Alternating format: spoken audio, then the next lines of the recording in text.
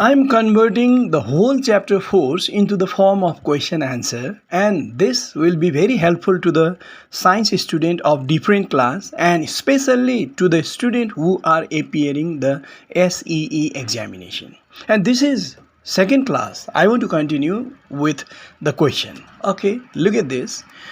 If you are told to prove F equal to G m1 m2 by d square, then first we have to take the first mass m1 and second mass m2 and the distance between them as d. And we can write this way: let m1 and m2 are the mass of two bodies separated by the distance d. According to Newton's law of gravitation, the gravitational force between any two bodies is directly proportional to the product of their masses and inversely proportional to the square of the distance between their centers. So, according to this Newton's law of gravitation, we can write some mathematical expression like this. F is directly proportional to m1 m2. F means gravitational force is directly proportional to the product of the masses, and that's why m1 into m2. And this is first expression, and second expression we can write like this: F is inversely proportional to the square of the distance between their centers. Look at this. This symbol we read as directly proportional if the quantities in right hand side is given in numerator, and the same symbol we will read as inversely proportional if the quantity in right hand side is given in denominator. Here it is denominator d square, that's why F is inversely proportional to d square, and here in numerator, that's why F is directly proportional to m1 m2. Okay, gravitational force is directly proportional to m1 m2 and inversely proportional to d square. When we combine these two equations, then what we get: F is directly proportional to m1 m2 but inversely proportional to d square can be combined in this way. This expression represents the 1 and 2 combined. Now we have to remember that when two quantities are proportional, then there must be a constant between them. We have done this in lower classes also. In lower classes, F equal to ma was proved. At that time, we are told that there is a constant when two quantities are proportional to each other. In the same way, here also we have constant. That constant is taken as g, that is called gravitational constant. And when we take this gravitational constant a constant, then what happens? We can convert this proportional sign into equal to sign, and we have F equal to G m1 m2 by d square. This was told to prove, and that's why we proved this. Okay, now let's go to another question. Question number 12. What is gravitational constant? Write down with its value. Just before this I told you about gravitational constant. This is gravitational constant, which is denoted by capital G. Now we are going to define this. What is gravitational constant and what is its value? Gravitational constant is defined as the gravitational force between two unit masses separated by a unit distance, and its value is 6.67 into 10 to the power minus 11 Newton meter square by kg square. Now this is definition, this is the value with unit. I want to make you more clear about this. Let's say we have 1 kg mass and another also 1 kg mass. We have taken two 1 kg masses, two unit masses, and they are taken at the distance of 1 meter. Center to center distance is taken as 1 meter. Now certainly first one attracts second one attracts first one due to their mass, and this attraction force is named as gravitational force. In previous class also we learned it. Now the force which involves between these two is named as gravitational constant, and it is denoted by G. So we have to be very clear about the definition. Here it is given, and its symbol capital G, and its value 6.67 into 10 to the power minus 11, and its unit. Anything can be asked in the examination related to capital G. And we know that small g is acceleration due to gravity, which is not here, but capital G is gravitational constant, which we are talking about just now. Okay, let's go to another one.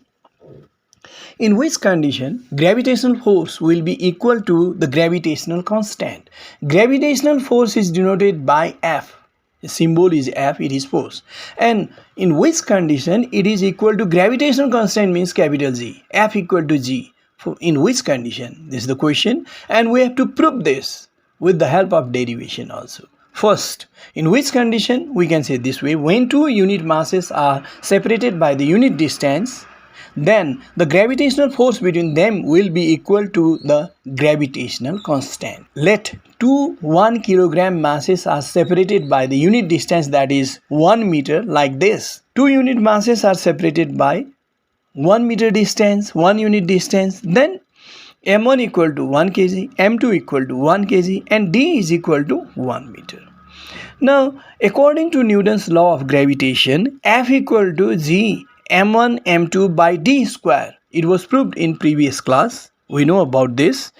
Now, in this case, m1 is equal to 1 kilogram. Here it is. m2 is also 1 kilogram. D is 1 meter. When we take the value of this, then we'll get F equal to G 1 into 1 divided by 1. 1 into 1 is 1, divided by 1 again 1, and 1 multiplied by G becomes G. That's why F is equal to G is proved. This way we can prove in which condition gravitational force will be equal to gravitational constant. This is the explanation, this is the condition, and this is the derivation which proves it. Okay, let's go to another question. Question number 14. Why Newton's law of gravitation is called universal law of gravitation? We can answer this way. Newton's law of gravitation is true for every substance of the universe, whether it is very huge like a star and galaxy, or it is very small like dust particles or subatomic particles. So, Newton's law of gravitation is called universal law of gravitation. This explanation is very clear. Okay, let's go to question number 15. What is acceleration due to gravity, small g? Now we are talking about small g. In previous question we were talking about capital G. Now what is small g? Acceleration developed on a freely falling body due to the gravity of the earth is called acceleration due to gravity. Its average value is 9.8 meter per second square. Have you noticed this? The first part gives definition and second part gives what? Its value with its unit. I want to make you very clear about acceleration due to gravity with the help of a little diagrammatic representation. Look at this. Let's say a body is dropped from certain height. Suddenly it will come down in a straight line. Yeah? Now I want to break the motion into different parts. Let's say body is at first in this condition, and at this time it is not moving. That's why velocity is 0 meter per second, and it is not started to move. That's why we can say this is 0 second.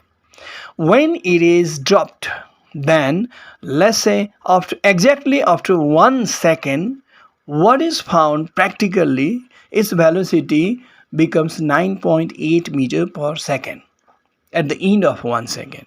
And at another second, what is found, it moves a little more faster and its velocity becomes more than the previous, and it reaches to 19.6 meter per second at the end of second.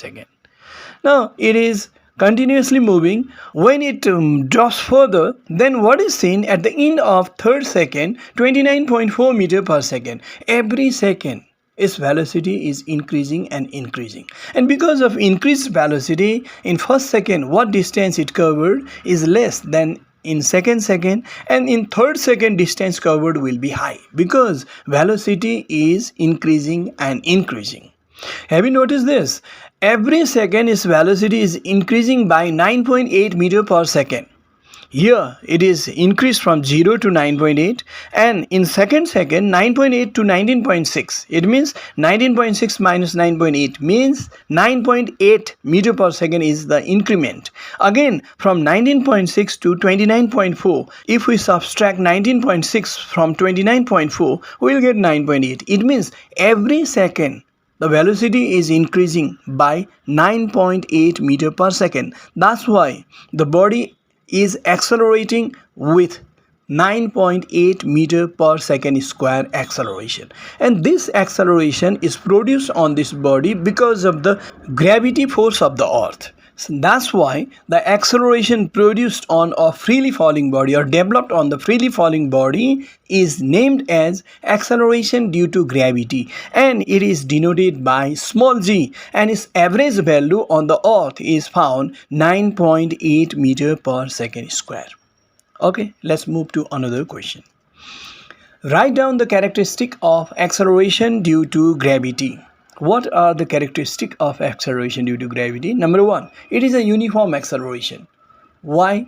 Because if a body is moving in such a way that every second its velocity increases by same amount, then it is said to be moving with uniform acceleration. A body is said to be moving with uniform acceleration if its velocity changes in equal amounts in equal interval of time.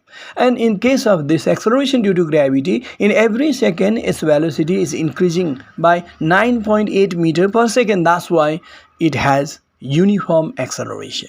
Now second, it is a vector quantity. Why? Vector quantity means the quantity which is expressed in terms of not only magnitude, expressed in terms of magnitude as well as direction is called vector quantity. But a quantity which is expressed only in terms of magnitude is a scalar quantity. This quantity is expressed in terms of magnitude as well as direction. Its magnitude is 9.8 meter per second square. This is the magnitude of acceleration due to gravity, and its direction is towards the center of the earth. That's why it is a vector quantity. So we can say it is directed towards the center of the earth is another characteristic. These are the characteristics of acceleration due to gravity. Now let's go to another question. Name the factors which affect the value of g. Small g, we are talking continuously about small g. What are the factors which affects g? Number one, radius of the earth. I am highlighting the word radius, remember this. Number two, height from the surface of the earth. Now height is highlighted because we have to remember the height. And number three, depth from the surface of the earth. Remember this depth. And rotation of the earth. These are the four factors on which the value of small g depends. Now let's talk about these factors one by one. How it depends upon radius. Look at this is earth.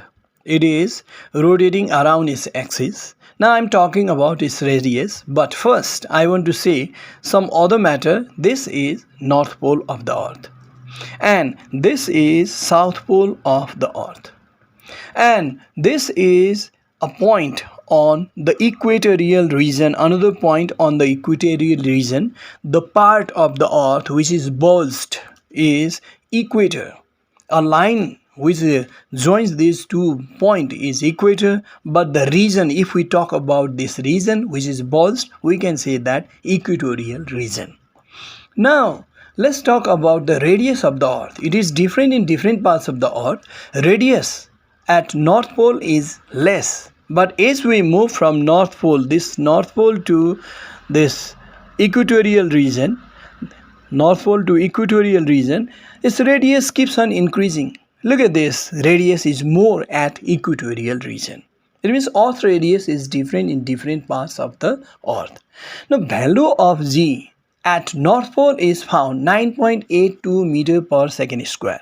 But as we move towards equator, then its value is found to be decreasing, and at equator g equal to 9.798 meter per second square. It means value of g depends upon radius of the earth. We'll talk about the radius and value of g in detail in other questions also. Okay, but average value is taken as 9.8 meter per second square, and this value is at 45-degree latitude, and this is taken as standard value which we use in numerical problems. Okay, let's go to another point, height. What is the relation between height and g? Look at this is let's say a point on the surface of the earth where the value of g is taken as 9.8 meter per second square. But when we move away from this point, then the value of g is found to be decreasing. As we move towards height, more and more height, then value of g becomes less and less. And this way g decreases with the increase of height. Okay, let's go to depth. How depth affects g. Let's say this is a point on the surface of the earth where value of g is 9.8 meter per second square. If we move towards the center of the earth, the value of g goes on decreasing and decreasing, and at last when we reach to the center, then value of g becomes 0. This way, on the surface, value of g is maximum. As we move to height, its value goes on decreasing, and as we move towards depth, its value again goes on decreasing. Okay, now let's talk about rotation.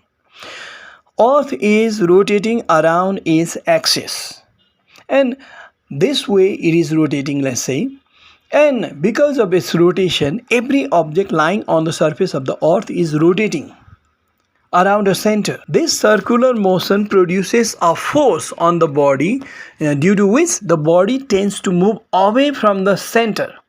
It means this force is acting against the gravity of the earth. That's why the gravity force which tends to pull everything towards its center is a little reduced by another force, that is centrifugal force, which tends to move the object away from the center. And because of this reason, the force of attraction of the earth is reduced. A part of the force is neutralized by the centrifugal force. That's why if earth was not rotating, then the value of g wouldn't be 9.8 meter per second square. It will be more than this, because the more force attracts the body towards the center of the earth, and because of more gravity, acceleration due to the gravity will be more. Okay, let's move to another question. Prove that acceleration due to gravity is inversely proportional to the square of the radius of the earth. Maybe given in sentence, or maybe you are directly told to prove g is inversely proportional to r square. This is mathematical expression. Let's take a diagram. This is the diagram of earth, and let's say mass of earth is capital M, and a body lying on its surface, its mass is small m, and radius of the earth is r. We can write all these. Let m is the mass of the earth, and small m is the mass of the body on the surface of the earth, and r is the radius of the earth, and we know small g is acceleration due to gravity. On the point also we know g capital is gravitational constant. Now, according to Newton's law of gravitation, F equal to g capital M small m by r square. How can we say so? We have written m1 m2 by d square in previous questions. In this case, it is different. Normally, we take m1 as the mass of first body, m2 is the mass of second body. But in this case, mass of earth is very huge in comparison with the body lying on its surface. That's why it is taken as capital M, and the mass of the body, which is comparatively very small and lying on the surface of the earth, is taken as small m. But in other cases, m1 and m2 are two masses which have certain distance from each other, and that's why m1 and m2 was written in the another equation. But here capital M and small m, and there was some distance between those 2 points, but here the distance between earth and the body lying on its surface is the radius of the earth, because in comparison with the radius of the earth, the distance from the surface of the body to the center of the body is negligible. That's why we'll ignore this distance. Which one? From distance from surface of the body to the center of the body. And radius of the earth is very huge, so distance between these two bodies is radius of the earth. So we are writing F equal to capital G m by r square. But we know another equation also. According to Newton's second law of motion, F equal to ma. We are taught in previous class. But a is acceleration and g is also acceleration. A is the acceleration produced due to the applied force, but g is the acceleration produced due to the gravity of the earth. Both have same meaning. That's why according to the requirement we can use F equal to ma or F equal to mg. Here we are talking about g, acceleration due to gravity. That's why I'm taking F equal to mg. Now we can combine these two equations. Combining equation 1 and 2, what we get? here F equal to G mm by R square and the same F equal to mg. That's why mg is equal to G mm by R square. It is written here. And both the side we have small m and we can cancel them. And we can write small g is equal to capital G capital M by R square. Now, do you know that this capital G is a constant? If a body is dropped at pole or the same is dropped at this equator, the value of small g is not affected by capital G because in both the cases capital G remains same 6.67 into 10 power minus 11. That's why this g is constant which doesn't affect small g, and capital M is also constant. When a body is dropped at pole or equator, Earth's mass remains same. That's why Earth's mass doesn't make any difference on this small g. Value of small g is more at pole, less at equator. This is not because of the Earth's mass. Earth's mass remains same. So here what I am writing here, g and m are constant, which is not affecting small g. So small g depends only on radius of the Earth. So this expression can be written like this: small g is inversely proportional to the square of the radius of the Earth. And thus we proved the given g is inversely proportional to R square. Okay, we'll meet in another class with more questions. Okay.